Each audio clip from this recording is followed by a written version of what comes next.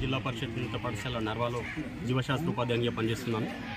ఈరోజు మా పాఠశాలలో CGR మరియు పాఠశాల విద్యాశాఖ తెలంగాణ వారి ఆధ్వర్యంలో చేపట్టబడుతున్నటువంటి కార్యక్రమంలో భాగంగా మా పాఠశాలలో ఉన్నటువంటి అతి పురాతన వృక్షమైనటువంటి వేప చెట్టును, ది హెర్బల్ ఇండియన్ డాక్టర్ అయినటువంటి వేప చెట్టును ఈరోజు మా పాఠశాల యొక్క మదర్ ట్రీగా ప్రకటించుకోవడం జరిగింది.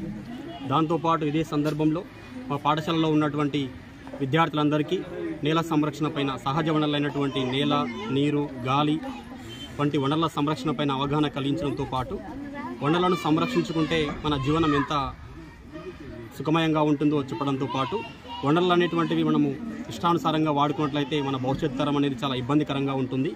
సో మన ఈ జీవావరణం కలిగి ఉన్నటువంటి ఈ భూమి భవిష్యత్ లోపల మన విధానాలు ప్రస్తుతం ఏ విధంగా కొనసాగుతున్నాయో అదే విధమైనటువంటి విధానాలు కొనసాగినట్లయితే నేటి వనరులను మనం భవిష్యత్తు వాళ్ళకి అందించలేకపోతాము.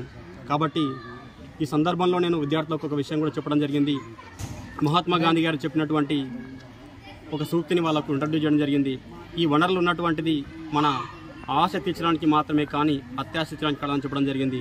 కానీ ప్రస్తుత తరం లోపల ప్రపంచంలో ఉన్నటువంటి ప్రజలందరూ కూడా ఈ శాస్త్ర సాంకేతిక రంగాల లోపల అభివృద్ధి సాధించాలనే ఉద్దేశంతో ఈ వనరులన్నింటినీ దుర్వినియోగపరుస్తూ భవిష్యత్ తరాలకు అందకుండా చేయడంతో పాటు కాలుష్యం చేయడం జరుగుతుంది. ఈ విధానాలు కొనసాగుద్దని చెప్పేసి ఆశిస్తున్నాము. సో మా విద్యార్థుల లోపల ఈ పర్యావరణ స్పృహను పెంపొందించే విధంగా ఈ కార్యక్రమం ఎంతో ఉపయోగపడిందని మేము భావిస్తున్నాం. నమస్తే, నా పేరు Ravibabu. CGR council for green revolution Narayanpet district కోఆర్డినేటర్గా పనిచేస్తున్నాను. డిపార్ట్మెంట్ ఆఫ్ స్కూల్ ఎడ్యుకేషన్ మరియు CGR council for green revolution సంస్థ ఆధ్వర్యంలో నారాయణపేట, మహబూబ్ నగర్, నాగర్ కర్నూలు జిల్లాలో కొన్ని సెలెక్టెడ్ స్కూల్స్ పైలట్ ప్రాజెక్టుగా తీసుకొని విద్యార్థులను ఎర్త్ లీడర్స్గా తయారు చేస్తున్నటువంటి సంస్థ CGR. ఈ సంస్థ ఆధ్వర్యంలో ప్రతి పాఠశాలలో ప్రతి క్లాస్ నుంచి ఇద్దరు, ఒక అమ్మాయి ఒక అబ్బాయిని తీసుకొని ప్రతి స్కూల్ నుంచి 8 మందిని యంగ్ ఎర్త్ లీడర్షిప్ అనే ప్రోగ్రాంలో ఎర్త్ లీడర్స్నుగా తయారు చేసే ఉద్దేశం.